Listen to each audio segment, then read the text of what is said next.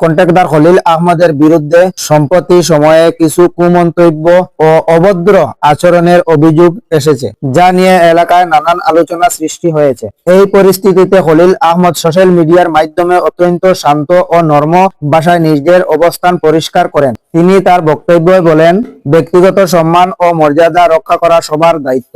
কাউকে উদ্দেশ্য করে অযথা কটূক্তি বা অপমানজনক বক্তব্য করা উচিত নয়। তিনি আরও উল্লেখ করেন, এই ধরনের আচরণ শুধু একজন ব্যক্তির নয়, সমাজের পরিস্থিতিকেও ক্ষতিগ্রস্ত করে। খলিল আহমদের এই ভদ্র ও নম্র ক্রিয়ায় অনেকের কাছে প্রশংসনীয় হয়েছে। অনেকেই মনে করেছেন, এমন পরিস্থিতিতে ধৈর্য ও সম্মান বজায় রেখে কথা বলাই একজন সচেতন মানুষের পরিচয়। আসলে আপনারা তো আজকে দেখেছেন দক্ষিণ গোলায় প্রায় 100 জিপিতে আমাদের ক্যান্ডিডেট যে অমিয় কান্তি দাস প্রায় সব জিপিতে গিয়েছেন।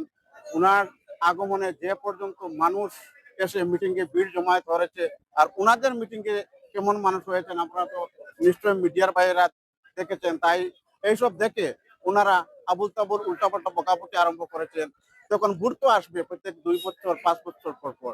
ওনাদের যে ব্যবহার, যে ভাষা ব্যবহার, এইটা শুনে মানুষ ওনাদেরকে ভোট দেওয়া তো দূরের কথা, দূরে আরো চলে যায়। কারণ মানুষ মানুষ এখনো ওদেরকে ভয় পায়। ভোট দেওয়া তো দূরের কথা, ওদের সামনে ডাইরেক্ট করতে পারে না, যেতে পারে না। তাই আপনারা এই 9 তারিখে যে ভোট দেবেন, পাবলিক আমাদের লগে আসে, জনসাধারণ আমাদের লগে আছে। যে পর্যন্ত ভোট হবে 4 তারিখ রেজাল্ট যখন বেরিয়ে আসবে আপনারা দেখবেন। আর ওনাদের যে আজকে যে বকাবকি করেছেন ওইটা আমরা করলাম, গ্রহণ করলাম। 9 তারিখ ভোট পরে ওনারা কি বকাবকি আবার করেন আপনারা দেখে নেবেন।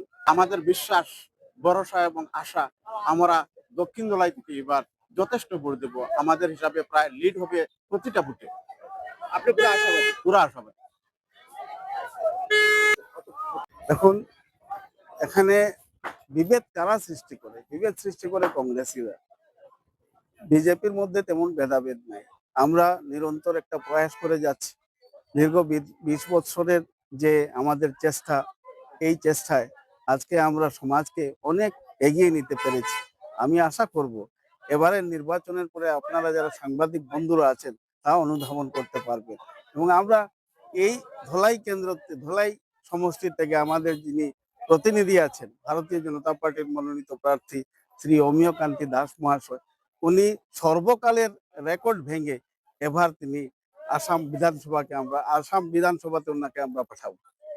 আমরা বিগত নির্বাচনে ধরে নিন আপনারা 20% ভোট পেয়েছি, 20% মাইনরিটি ভোট পেয়েছি। এবার আমরা 55% তো অনায়াসে ফের হয়ে যাবে। আর আশা করছি আপনারাও দেখতে পারবেন তা। এটা আমি শুধু যে বক্তব্যের খাতিরে যে আমি আপনাদেরকে বলছি তা। আপনারা বিভিন্ন জায়গায় প্রত্যেকটা মিটিংয়ে আপনারা মিটিংকে কাভারেজ করছেন। এই মিটিংয়ে আপনারা দেখছেন তাদের তুলনায় আমাদের লোক সমাগম, ভোটার সমাগম বা আমাদের যে সমর্থকরা আছে ওনাদের তুলনায় 10 গুণ বেশি আছে আমাদের সংখ্যা। আপনারা তার থেকে অতি সহজেই অনুমান করতে পারছেন।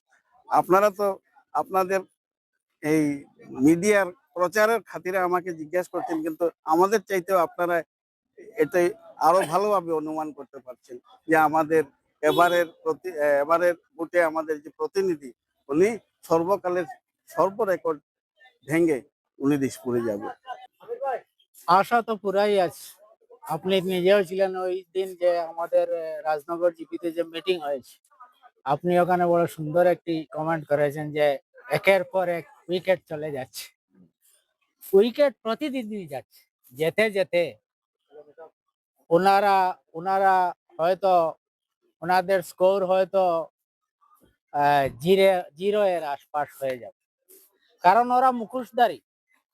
ওরা প্রত্যেক নির্বাচন এলে, পঞ্চায়েত নির্বাচনে আমরা দেখেছি ওরা অন্য দল করছে, তাদের ক্যান্ডিডেট গুলা ছেড়ে। এইভাবে তারা নিজের স্বার্থে দল করে। তারা নিজের স্বার্থে দল করে, এটা সাধারণ মানুষ এখন বুঝে গিয়েছে।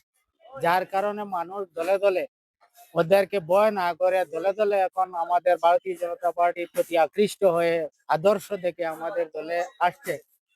তার জন্য আমরা পুরা আশাবাদী যে আমাদের দক্ষিণ টোটাল মাইনরিটি ভোট যদি 40,000 কাস্ট হয়, অন্তত 25 থেকে 30,000 ভোট ভারতীয় জনতা পার্টির ঝুলিতে এবার যাবে। তাই ওদের স্কোর বহুত কম হবে। ডিফারেন্স যেটা আমরা এখন অনুমান করছি 50,000 নয়, ওটা 70 থেকে 80,000-এর মধ্যে ডিফারেন্স হতে পারে। এখন পর্যন্ত যে ট্রেন্ড রয়েছে এটা থেকে আমরা অনুভব করছি। ধন্যবাদ। ওদের কালচার তো ওরা ব্যক্তিগতভাবে অ্যাটাক করে, আমরা তো দল নিয়ে বলি। আমরা কোনোদিন কারোর নাম মেনশন করে আমরা কোনোদিন অ্যাটাক করি নাই। আমরা আমাদের দলের আদর্শ অনুভূতি যেটা আছে আমরা পাবলিকের মধ্যে আমরা ছড়িয়ে দিতে চাই।